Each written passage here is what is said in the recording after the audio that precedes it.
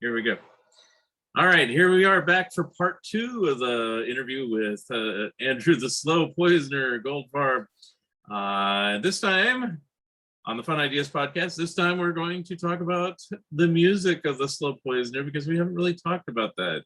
Are you back on tour now that COVID's kind of a little bit? Is COVID over? Is it over or is it? No, it's never going to be over. It's always going to have a variant. Keep us at bay, at the will of the man. Well, have we talked about this on previous shows? Because in 2019, after touring probably for about 20 years or so, I mean, not all the time. I have a regular life and job, but touring once or twice a year. And in 2019, I was pretty burnt out, and I said, I'm going to stop this. I'm going to take 2020 off. Yeah. And then, of course, 2020 was the pandemic, so it worked out conveniently in a way. I didn't have to cancel anything. We did talk about that. I think I mentioned that you mentioned your last show you ever did was in Portland at that time, Portland, Oregon. Yeah. And I actually attended that one, and I thought you had continued. Oh no, that was my last one.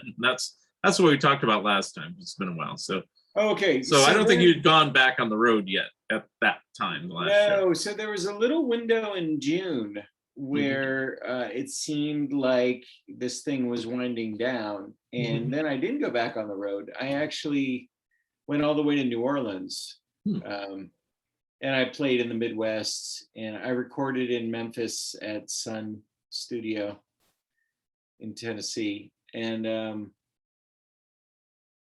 then when I got back into the Bay Area, you started hearing about the Delta variant, and then things kind of locked down again. But a lot of those shows were fun because they were outdoors, which was like in the Midwest, you get like bullfrogs, at your gigs. And that's totally an improvement. I'm playing for human beings, playing for like bullfrogs. It's like way easier. Like they're not on their phones, you know what I mean? Like you can communicate. In San Francisco, not too long ago, I played a show with a bunch of goats and chickens. Not they weren't on stage. Well, one chicken was dancing. Yeah. Real? So real goats and touring. Yeah. But I think I'm gonna do less of that in the future. I think I played almost 600 shows, and I am for next year. I'm going to actually try doing more of a TV show kind of thing. Are you an Ernie Kovacs fan? Oh yeah. It's going to be sort of modeled on early Ernie Kovacs when he was doing live local TV, but it was sort of surreal and weird, but kind of low budget and sort of avant-garde. Be kind of like that. I'll probably like it. Yeah, so I'm gonna do that, and I'm still playing around town though. I played on Halloween, and I don't think I've got anything else lined up, but there'll probably be gigs.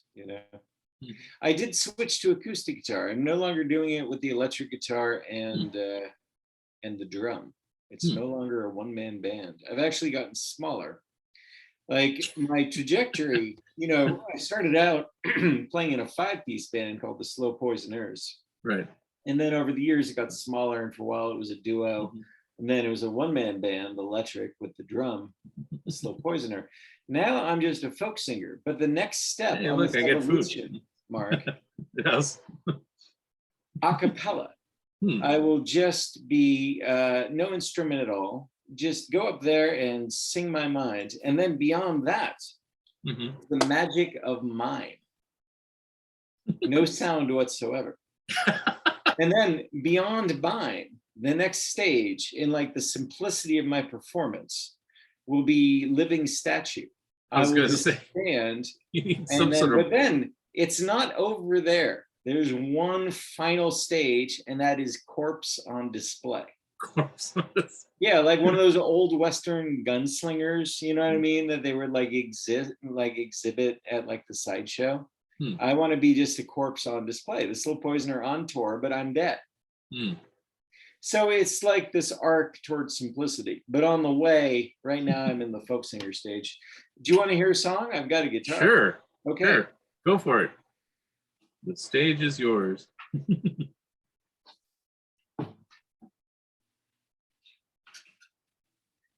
Let me just find a pick here.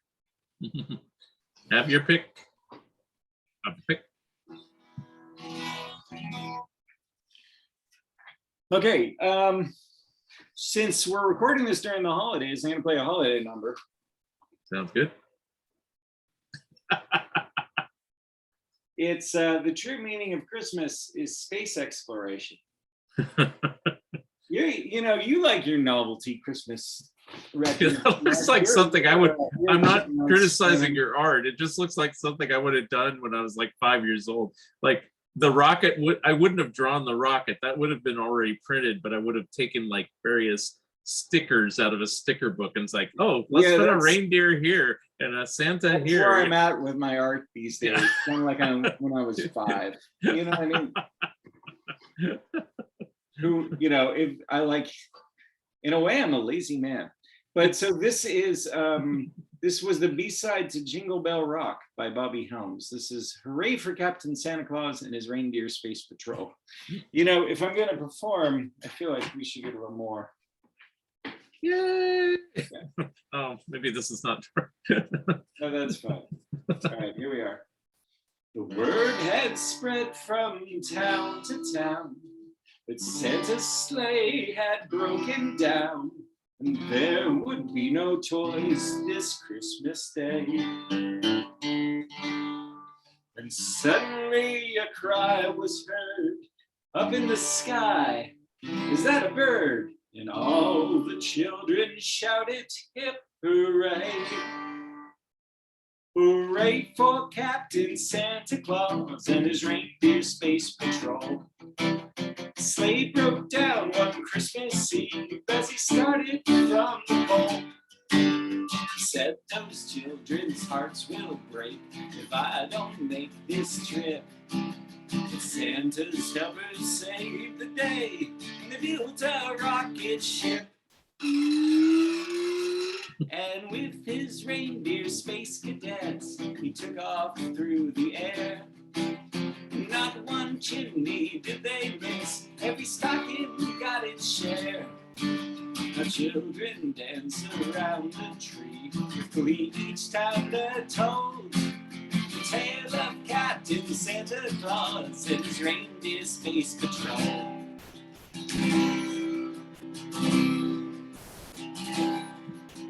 Hooray for Captain Santa Claus and his Reindeer Space Patrol.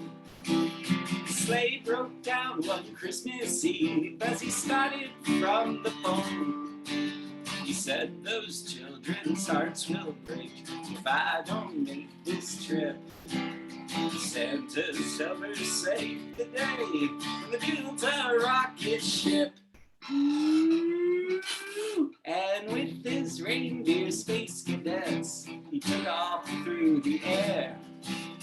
Not one chimney did they miss, every stocking got its share. The children dance around the tree with glee each time they're told the tale of Captain Santa Claus and his Reindeer Space Patrol.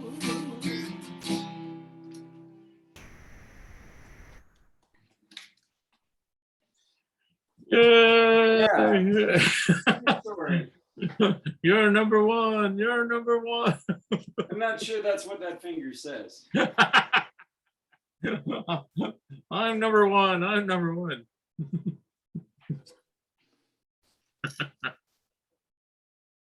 What is that? Wow. Where in the world did you find that? It's Santa in space. Is that a current thing or is that from like the 60s? I found it on Hate Street today. Oh, okay. Moon Santa. Oh, wow.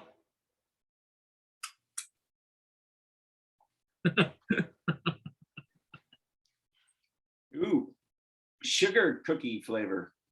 Weird.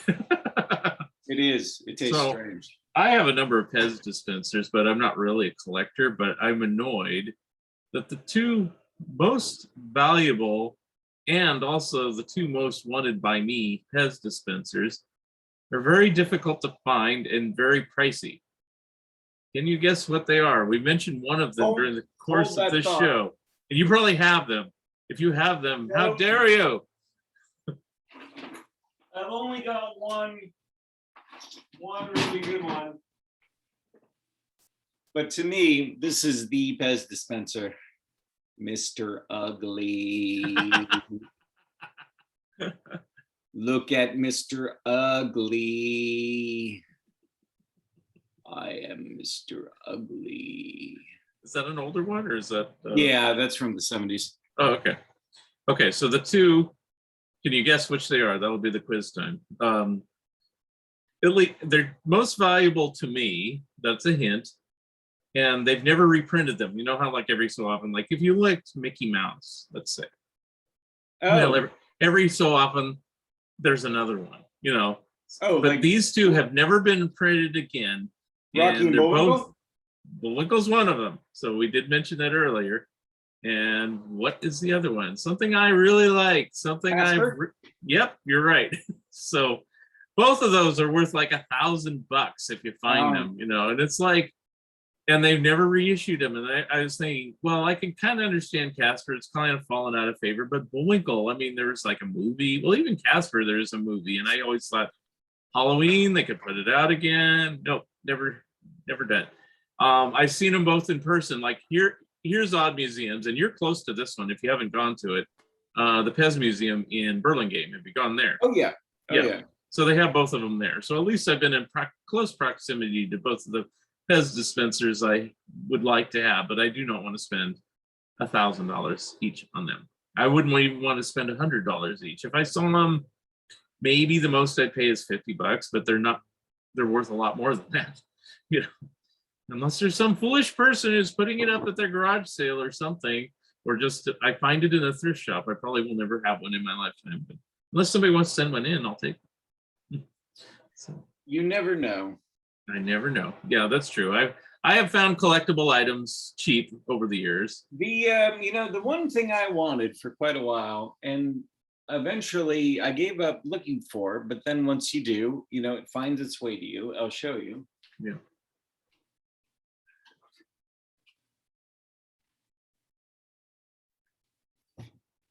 Hey, Naga hide. Yeah. The Naga. I've never seen one that color. That's an interesting color. The ones I usually see are like orange or red. Yeah. So interesting. Yeah. The Naga, you just got to believe, Mark, that Pez dispenser wants to find its way home to you. I'll probably find one, but I remember this is a true story. You're familiar with the Beatles Butcher cover, probably.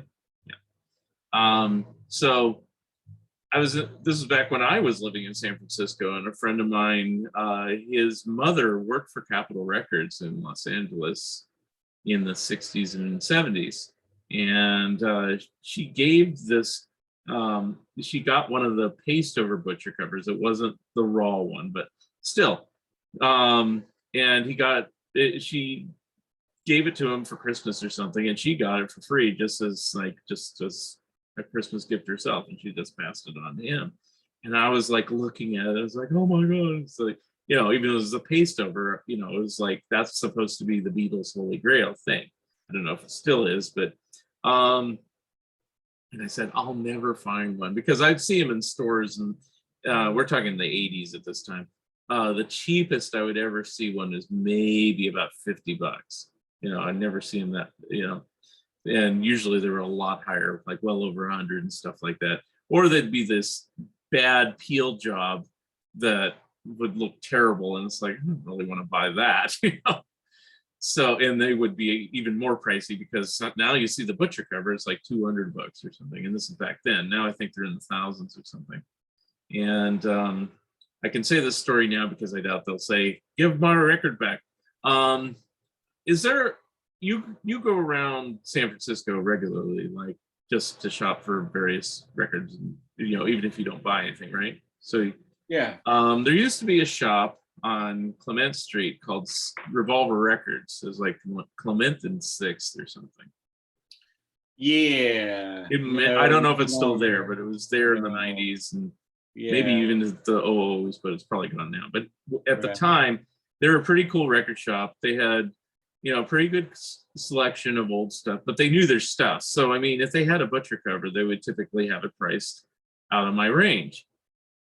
Now, I don't know if they did this by mistake or what, but I was going through the Beatles bin as I normally would, and I looked at the copy of yesterday and today, and I said, "Hey, that looks like Ringo's turtleneck kind of showing through the paper there," and it was priced at $7.95, and I was getting really nervous, and I had no money in my pocket.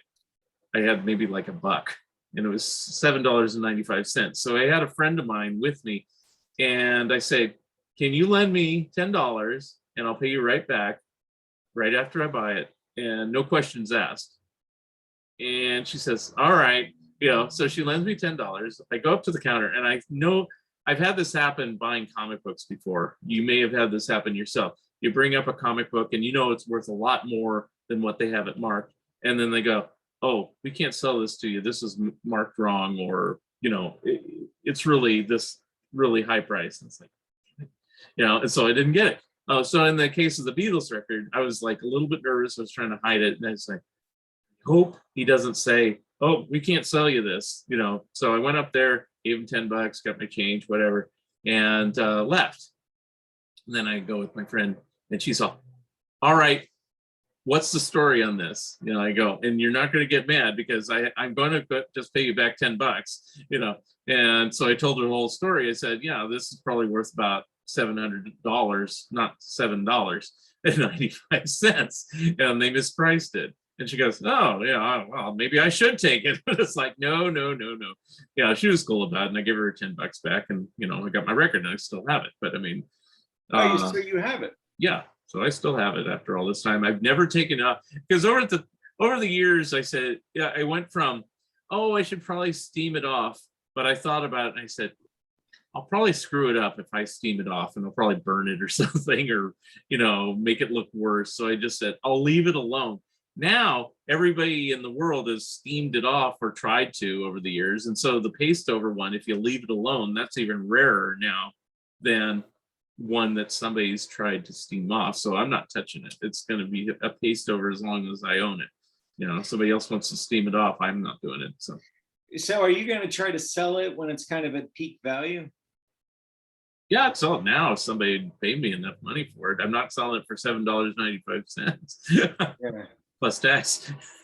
I'm wondering sometimes if the stuff we're interested in, like things from our childhood or the mid-century, like will sort of peak in value as our generation has as much money as it's going to have, and then sort of decline in value. Like I imagine some stuff from the silent era probably isn't worth a whole lot anymore, just because everybody's dead that would have been interested in it. Well, that's happened like with like pulp magazines and Big Little books. The values of those went up way up probably about 20 years ago. And now, because most of the people who collected those are older or dead, and younger people don't really care about those things. Yeah. So I'm wondering, a lot of people that collected, like, say, like the first issues of Superman, and Action Comics and stuff in the 30s and 40s, and they had all that golden age stuff. They're getting into their 80s and 90s and beyond now. And, are these things still going to be valuable? Because, I mean, granted, you see stories like Action Comics #1 sold for $3 million, and this guy found it in the slats in his wall or something of his house, and all these weird stories like that. But I think there will be exceptions.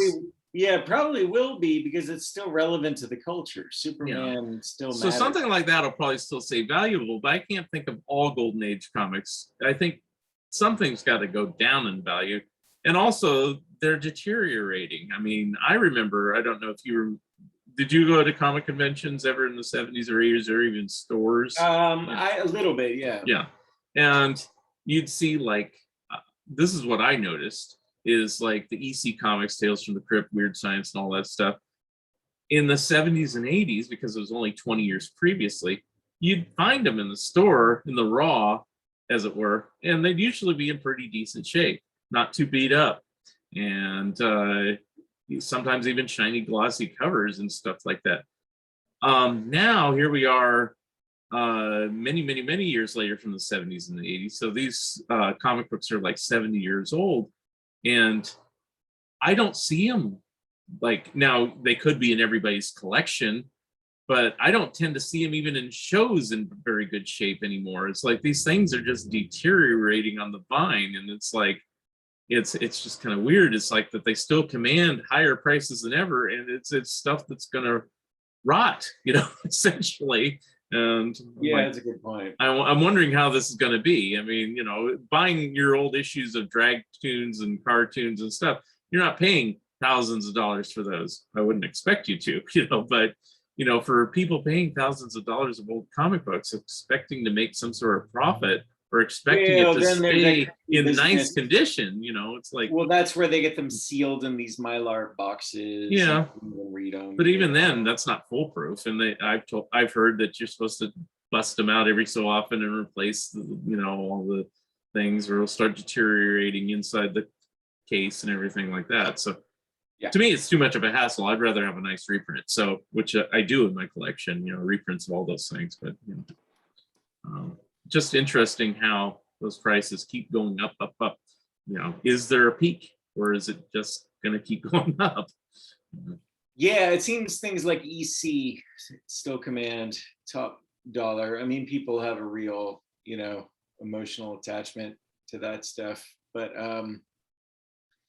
yeah, maybe towards the end of our lives, I used to, as a kid, I would read Famous Monsters. Did you read Famous Monsters? Yes. Homeland? Yeah. And they would have those ads in the back where it would show you all the issues that you could send away for. And I used to really just fascinated looking at these tiny little figures. And then now that I'm middle-aged and have a little money, I can buy some of them, right? And then you have it, and it's like you've almost completed the purpose of your life, like your childhood desires are met, you know what I mean? And it's great, but it's also kind of like, okay, now there's nothing else to look for. Yeah, well, I mean, you're describing my life. I mean, it's like when I went to the show, down in Pleasant Hill, it was the first comic book show I've gone in years that I didn't take a list with me. And you asked, oh, well, it's like, are you worried about buying duplicates? It's like, well, if I do, it's like, I'm not buying really expensive things, but at the same time, it's like the things I really want, I pretty much have already. I mean, unless I want to be meticulous about it, it's like, oh, this one has a, ripped cover, I should replace it or whatever. But I'm not even that meticulous about it. If it was in good, I tried to buy it in good condition in the first place, but. Yeah, have you read them all, Mark? Every issue of Mad I have and Cracked, and I've read pretty much every magazine. Read them thoroughly. When I read Mad and Cracked, I do not waste my time with every movie parody of some 60s Western TV show that is not going to add anything. I can safely say I probably read it at one point, but do I reread it when I in the last year? As you know, I'm working on a Mad book. Oh, that's right. How is that coming? And it's going slowly, but in the last year, meaning this year, calendar year 2021, I've gone through every single issue of Mad from number 1 to number 23. Number 1 through 550 and then 1 through 23. And did I read it from cover to cover? No, but I mean, I went through it kind of meticulously just to the early issues from the 50s through the 80s, I have them embedded in my brain. There's pretty much, I know everything. I know all the covers. Like if you said, what's on the cover of Mad 125? I go, yeah, it's the one with the bottle. It's the poison bottle. It's like, you could just say an issue once you get past like issue 300, man, 336, what's on the cover? I'm like, might be the Ninja Turtles. I don't know. Batman. I don't know. But on those earlier ones from like 1 to 250, I know all the covers, but because there used to be like this calendar poster that had all the covers, and I just memorized the covers. I could probably do that with Famous Monsters, because I did that same thing that you did. You look at the things, you memorize all the covers. It's like number 33 had the Hunchback of Notre Dame or something like that. Number 32 had King Kong or something. It's like, so what was your question really? It's like, oh, have I read it all? I think I have at some point or another, but in rereading it, I kind of pick and choose things. And it's like, I don't tend to reread the movie parodies too much when I was going through them, because it's like, I know them by heart, the ones that I love, and then the other ones, I don't even care, it's like, so. But I've tried to read everything, like Harvey Comics when I was buying them, I read them all. Archie's when I used to buy them, I read them all. I read all the ECs. I made a point to read all those. And I tried to read them all chronologically, because I didn't buy them in the 50s, I bought them in the 90s. But they put them out kind of haphazardly. They put out like shock suspense stories at the same time with Tales from the Crypt, but that's comic didn't start till like 3 years later. So I waited until the entire run of all the comics came out, and I put them in chronological order so I could see the evolution of the art as it originally occurred. So, and what I got some of lately that I was surprised that they were good was Crazy towards the very, very end. Yeah. I guess Crazy was good at its very start and its very end. Yeah. Good. Just in the middle, it was no good. So the story in Crazy originally was edited by Marv Wolfman, and then he got too busy editing Tomb of Dracula, I think, and a couple other things. And so he handed it over to Steve Gerber. Then Gerber got too busy with Howard the Duck.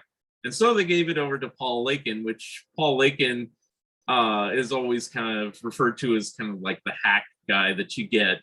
And he's been in like every humor magazine. He wasn't man. Cracked forever, right? Yeah, he edited and wrote for Cracked. He wrote for Crazy. He wrote for Sick. He wrote for, he did everything, So he's the go-to man to do just like, generic stuff. So that's what was in Crazy from like the 15th issue to like the 60th issue, roughly.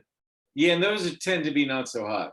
And, he uses some good artists, but a lot of the artists are kind of like, I won't mention them just because they might be watching. I don't know. I have no fears. But then they got Larry Hama, who later on did G.I. Joe, to take over Crazy in its last 3 years.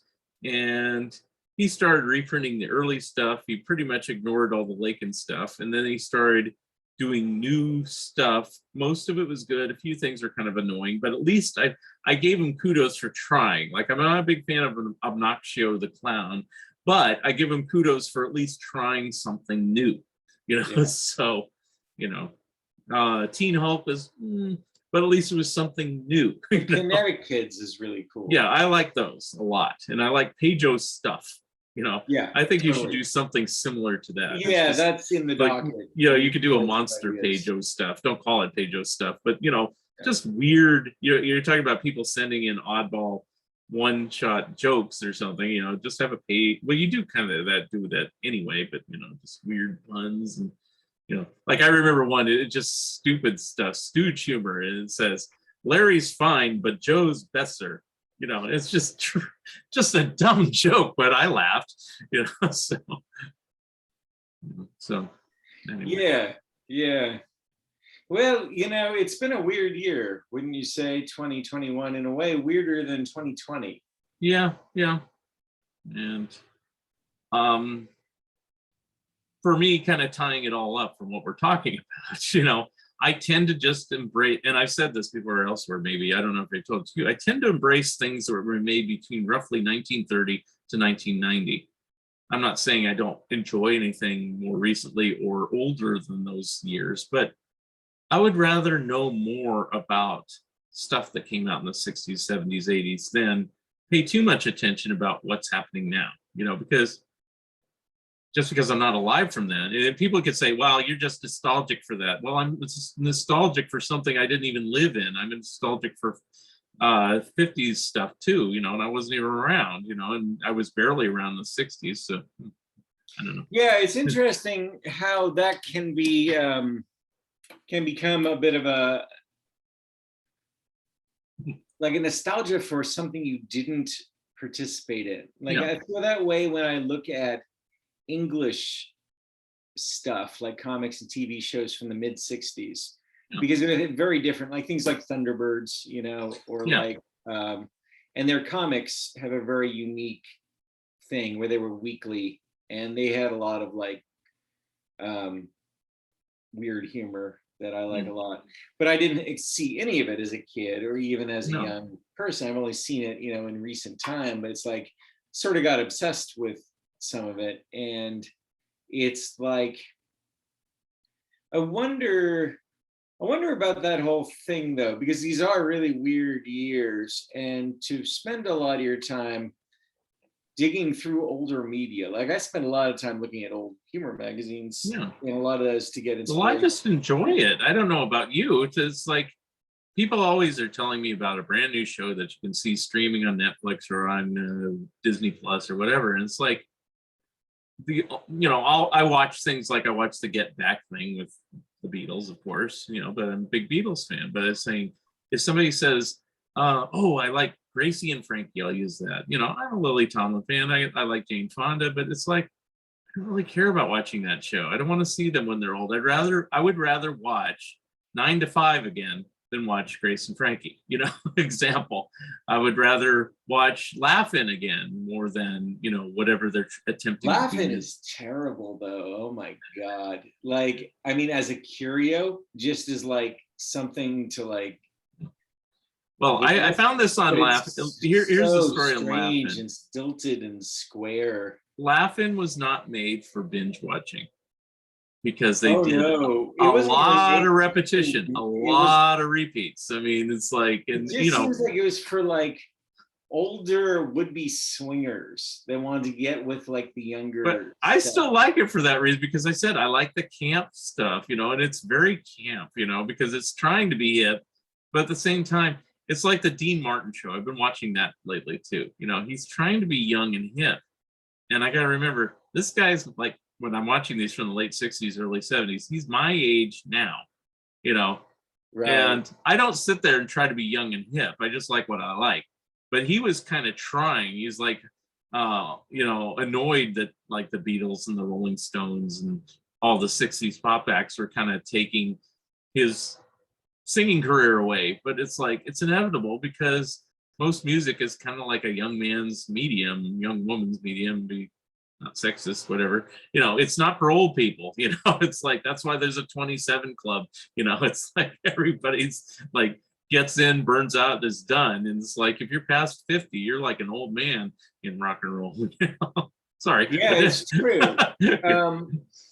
And like I passed by a poster for shows that were coming to the Bay Area, and I didn't recognize a single name. And you could tell that they were acts that were fairly large, because I think this was like, you know, not a stadium, but a place that probably seated, you know, at least a few hundred people. And I didn't recognize a single one. And it's like, oh yeah, I'm really just not part of any of that. Yet I still wind up playing gigs myself. So I feel very like fortunate at the age of 53 to even like play gigs. You know what I mean?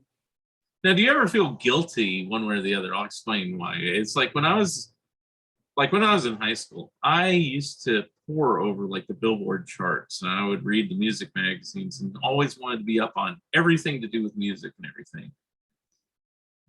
everything. Flash forward to now, you know, it's like I could care less who's on the chart. I don't really care. I just kind of, the way I do things now is I kind of peruse the record stores and I peruse like Amazon, and just see if any of my old favorite artists might have put out a new album in the last 5 years. And I go, oh, here's another one by them. I don't know any of the songs off of it because it's never played on the radio anymore. And but you know, it's that band again. You know, a good example is Duran Duran put out a brand new album.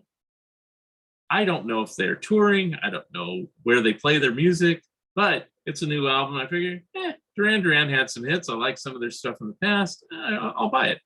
Wasn't bad. I don't know if it's charting well. I don't really care, but it's like it's around, but it's just kind of funny that there's like that I mean, I'm sure a group like Duran Duran doesn't have anything better to do. What else are they going to do? It's like they've made their millions. Are they going to become stockbrokers or something? I mean, I guess they could hang it up, but why not record if you have the ability to? I don't know. But I don't know who It seems follows like a most group like folks that. do keep going. It seems that way sometimes. Like you'll think of someone and wonder where are they now, and if you look them up online, oh, they just still exist, but it's very small, but they're still doing things. I think people do genuinely like doing it. I mean, we're seeing now this generation of musicians in their like 70s and 80s still playing until they like die, like Lemmy of Motorhead practically dying on stage. Like they'll just go to the end because that's their whole life. Well, even Keith Richards has said that before. He says, when are you going to retire? Retire. I'm just going to keep going until I die. I'll fall over on stage one day or something. Yeah, which in a way is cool because it shows they weren't just phoning it in for a paycheck. Like they do this because they actually do. Like you say, they don't have to anymore. But I have this tendency. I think I'm past having this tendency now, but there's a while there, probably in the last 10 to 15 years, where I started feeling guilty that I wasn't keeping up as much on what's brand new. I said, does this mean I'm old? Does this mean I'm a fuddy-duddy? And, I was like, oh, geez, I'm not keeping up with the current stuff all the time. And then this is the weird thing. I've just recently changed jobs, but I'll talk about my previous job. At my previous job, I'm usually the oldest person in the room nowadays. It used to be I was the youngest person in the room, so that's how times have changed. But anyway, in one of the offices, people play the radio because they can, or some sort of music. I don't know, iPod or whatever. Recurrent Sirius XM or whatever you want to be the word of the day. Anyway, but what are these 20-somethings listening to?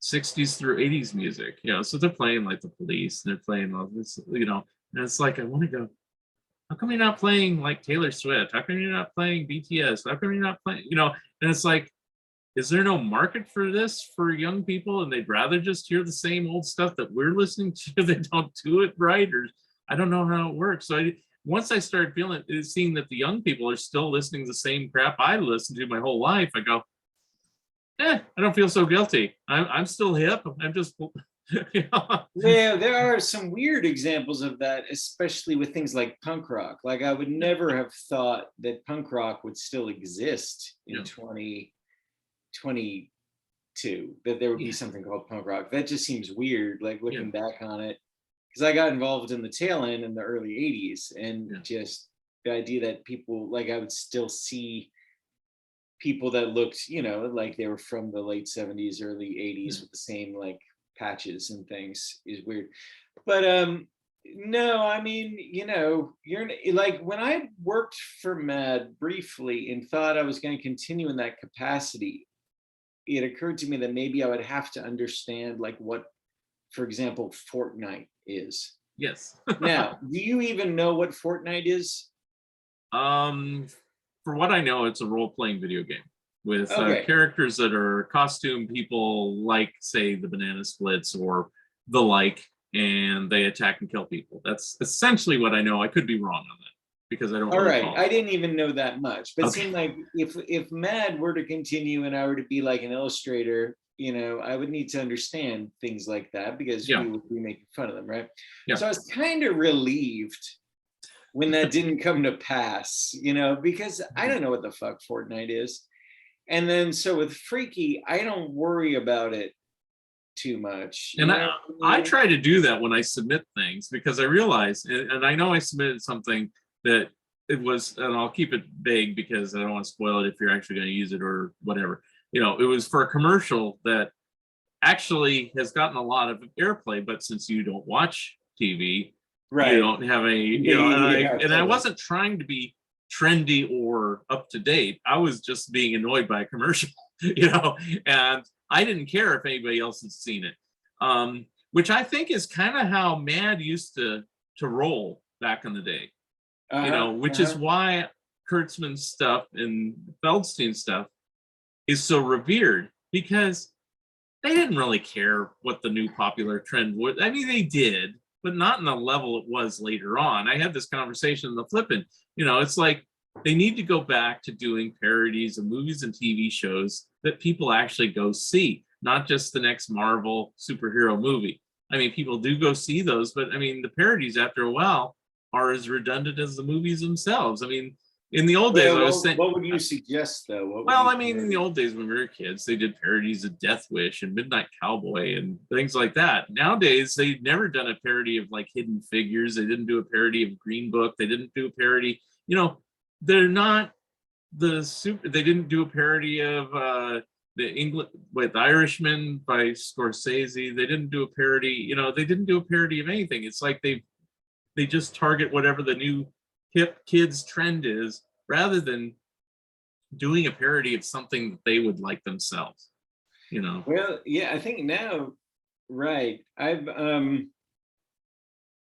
It's up to Tom Richmond and who's his co-writer? Oh, it's usually Desmond Devlin. Yeah, it's up to those guys. Right? Yeah, and I was saying also in the flippin' show is like, I'm repeating the whole show. Watch that one. Don't listen to this one. No, but no.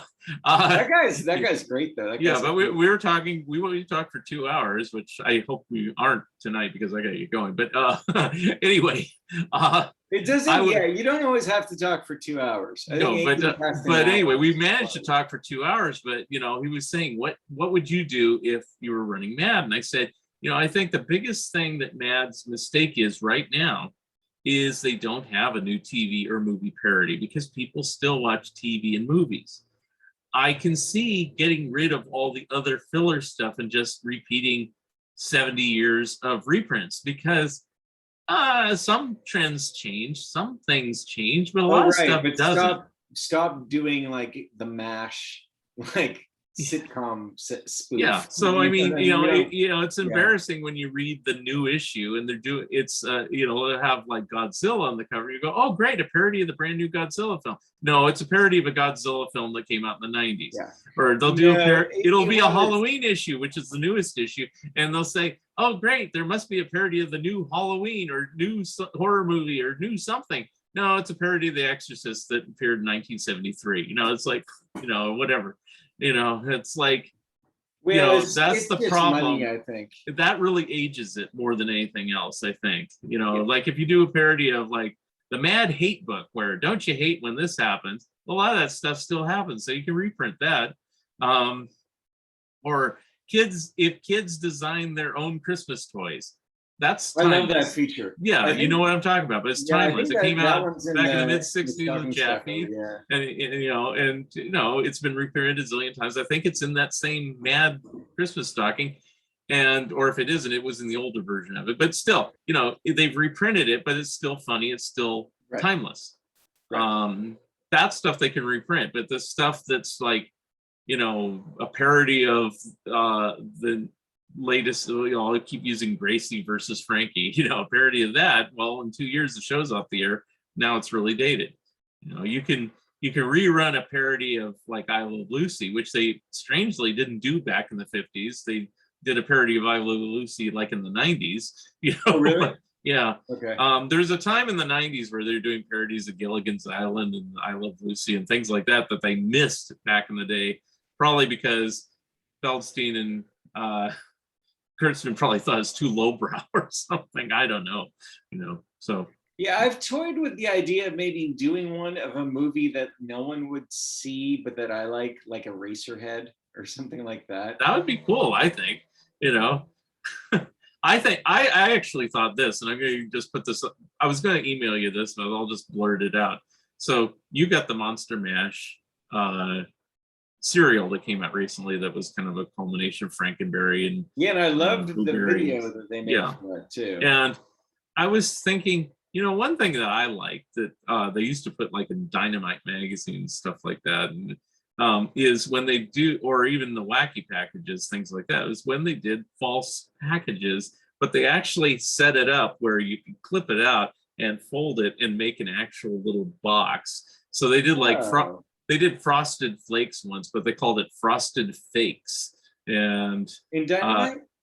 that was in Dynamite. It was the back cover, and it was like, because their back covers are stiffer cardboard, you could cut it out. Of course, you're ruining the magazine, but I did back in those days, and pulled it up in a little box. It was the same size as a real one of those miniature cereal boxes that you get in the Right, like the little ones. Yeah. So I was thinking, it's like you could do like parodies of those monster cereals or something, and do like Monster Smash, but actually make a physical box. But you'd probably be better if you had it on a thicker paper, or you'd have to tell everyone, flip this page out and paste it on cardboard, which I've seen them say before, but I used to love stuff like that. A little like that in issue 10, where Dalton's portrait of Freddie Freaknik is going to be like a cutout and save.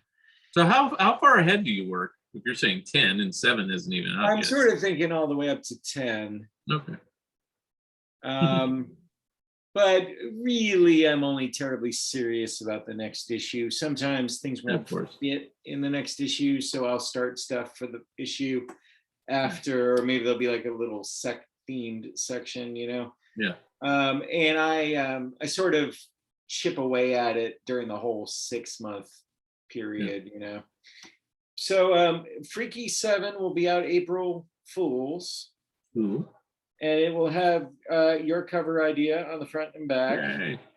And there's going to be a fumetti in there. Oh, cool. Similar to the kind you would see in Help or National Lampoon, but it won't have any text. I just thought of another idea. It's like I'm throwing these ideas out here, but if you want to use them, go ahead.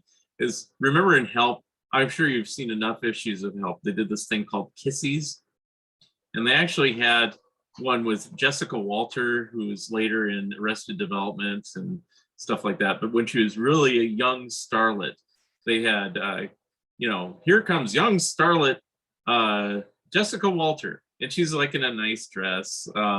And she just kind of walks towards the camera. She's kind of far back in the first shot, and then she gets closer. And then you flip the page, and it's just a close-up of her face with her eyes closed and a big pucker like that. And it's a kissy, a Help kissy, and they did it a few times. They didn't do it, but it would be funny for the sake of freaky. Is you can have the same setup with a photo thing, like you're going to be kissing some sexy girl, and then on the next page it'd be like some grotesque monster all puckering up, like like your guy behind you or something like that. Or yeah, I get the concept. I'm being very careful with the sexy girl imagery. I just feel like we've seen enough sexy girls. Right. But I mean, the only reason to do it for that would be for the setup. I get that. It's not for the punchline. So yeah, you're going against the punchline of, the expected punchline, so. I get you. Yeah. So, and I think that way, that's why, with like what we were talking about earlier with the people hanging on the wall, the dungeon and everything, is different twists on the age-old thing. Like if I could come up with 10 man sitting on an island with a palm tree gags, with a different twist than what you've seen before. I'm not doing that, but I mean, that's an example. Why are you not? Wait, you say that, I'm like, oh, Mark. You want me to do that? All right, Mark, I'll come up with 10. No, let's talk more about this. Yeah, but I mean, that's what I'm thinking of when I look in old magazines or even see the Mad reprints. I think, what could be a twist on this? Or like, everybody knows Spy versus Spy, but I mean, what about Hawks and Doves? Doing an update on that in a different way. I don't know. Like, I'm not saying do this, but right wing versus left wing, something like that. Yeah, no, I hear you. Some of these old motifs may still have some energy left in them. Like I think the hanging prisoner thing. I'm not sure that has to fade away. No, maybe Freaky needs to just keep flying the flag of the torture joke. I'm not sure. And I like it that you resurrected the hang-ups in the other way. Where you hold the hold-ups. I mean, where you actually hold up and it's a picture. And I've said that before, and you didn't realize that you're borrowing an idea, but I think it's a great idea. A little more complicated what they were doing. I have to keep it a little simpler, but I was just thinking of it as a variation on the fold-in, and then of course we've got the flipper, which is variation on the fold-in. And part of that for me, like I really enjoyed those activity books as a kid. You would get these like these thick newsprint, like pulpy books, and be like things to color, but also stuff to cut out. Yeah, well, that's why online I mentioned Dynamite magazine. You know, I used to tear Dynamite those. was great. I tore those things up because I wasn't thinking about collector's value. I said, hey, I want to construct this box. Oh, I want these goggles that have these goofy eyeballs in them. You know, it's like, you know, they had all these cutout things, and they had posters and all sorts of things to tear out. Or take this page out and fold it up, and then you get like another thing when you fold it up. Or it's just fun, you know. And I think like that's something that we don't see much these days, which is, it excites me to put in free. And I look at kids magazines nowadays occasionally just to see what's going on, and they still make highlights, believe it or not, and things like that. But I mean, they're not even as exciting as they were when we were kids, I don't think. You know, it's like they get a little too, hey, aren't we trying to be hip, you know, and they're not, you know, it reads that way to me to some extent. You know, the one humor mag you didn't mention, we're talking about humor mags, is Viz. Yeah. I mean, this counts. Like, it is, like you mentioned, it's got a formula, but they have articles that are just sort of satire. Are they still doing it? Oh yeah. Oh. They don't distribute it here anymore. No, that's probably why. You have to get it through newsstand, UK or whatever. Okay. It feels like we're getting towards the end of our show here. So let me think about what the future holds. So, I'll have Freaky #7 out in April, and then I plan to continue with it as long as I can. Just the issues may get a little, you know, further in between for a while. But yeah, Mark, just send any ideas you've got, and anyone out there can send me stuff. And you never know what'll stick. Don't put too much work into anything. Do you know what I mean? Like, I don't like that. Well, yeah, I mean, you know, I'm not hours crafting some. Well, I'm not good that way anyway. I come up with the best ideas where they just. I'll tell you if I'm excited about an idea and I want more. You know what I mean? Like, you said one during the show, and I go, okay, but I'm not going to sit there and ponder it. I'm just going to say, if it comes to me, it'll come to me. I mean, I already had the idea prior to the show. That I said, I could do something with that, but I haven't figured it out. But, you know, in a way, I'm just kind of throwing it out there. And then you kind of said, you know, so now I go. And on that one, I'd be interested even with going old school. If you can come up with some gags, because those are easy to draw, right? There's only a few elements, you know. But we can talk more about that. Any more concerts, or are you really done? Musically, I don't have anything booked, but I have a YouTube channel. You know, you just look up The Slow Poisoner. I think theslowpoisoner.com gets you to all my web stuff. My Mercury really fell into retrograde, and all my emails and websites got a little screwed up, but I will sort it out again eventually. I go through these analog phases where I just can't really get into computers too terribly much. You know what I mean? But I will be doing the Slow Poisoner TV show, which will feature a little music and some weird Ernie Kovacs style surreal, like kind of public accessy kind of. When should we expect that? Probably around the same time, probably about the middle of the year, I think. And then any more recordings? I know you gave me some. I will, since I've now accumulated enough to put out an album, I'll probably put out an album, so it'll be on all the streaming services. I think it's going to be called Crap Mountain, because it's a mountain of crap, you know, just crap I've accumulated over the last few years. But there's enough now for a record. That's an amusement park we need, Crap Mountain. Anyway. And how about you, Mark? What do you got on the docket? What do I got? Well, I'm working on the Mad Book. It's taken a lot longer, but I knew it would. Because, and I mentioned this. Excited to read this. I mentioned this on Flippin' too. I said, this is the first time I'm covering like a 70+ year period. Most of my books cover maybe a 10-year period to up to maybe a 40-year period.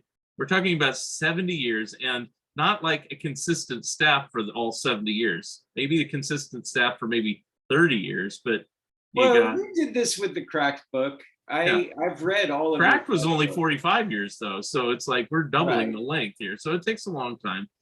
I also have other things I'm working on. When I worked on Cracked, that was the only book I was working on at the time. So I'm working on a Turtles book. I'm working on other ideas I don't want to disclose right now, and there's books that I've already turned in that aren't even out yet. I did a Pac-Man book. I did a total television scrapbook, which is supposed to be out now.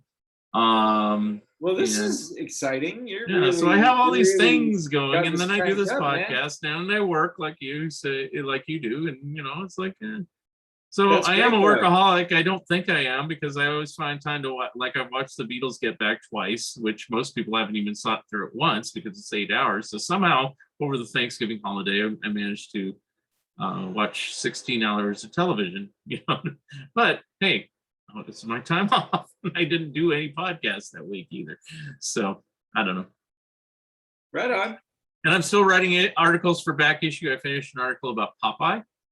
And I'm doing what aspect of Popeye? Or Popeye in the Bronze Age, which means roughly comic books and other things that were published from like roughly 69 to like 95, like roughly around that area. So we're talking about the Charlton area, the Gold Key, Whitman area, and then some from this publisher called Ocean Comics, and even Harvey published some Popeye during the 90s. And I got some interviews and stuff like that. And then I talk about some of the latter day Hanna-Barbera Popeye cartoons and mention the Robin Williams Popeye movie and what else? There was a recent Popeye reboot. There was I think a web animated series. Yeah, I'm not going that current. I'm going probably into mid 90s, because My Back myth Issue is that magazine Popeye usually even still exists though. What a strange character. actually it still exists. There's this artist named Hy Iceman. He's in his 90s. He's ghosted on various strips over the years. Now he draws Popeye. They only do a Sunday strip.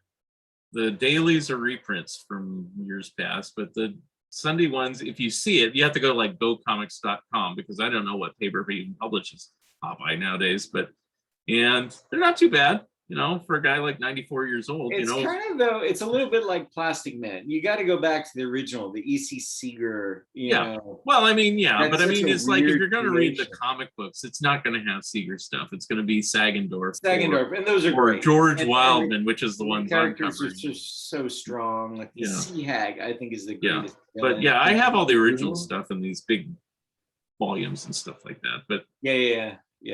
Popeye is a character I've always loved. So even bad Popeye, I sometimes love. I roll my eyes when I see it. But, that's the stuff I'm working on. So. Yeah, I'm that way with Plastic Man. Like, I'll even watch like this 80s cartoon. Oh, yeah.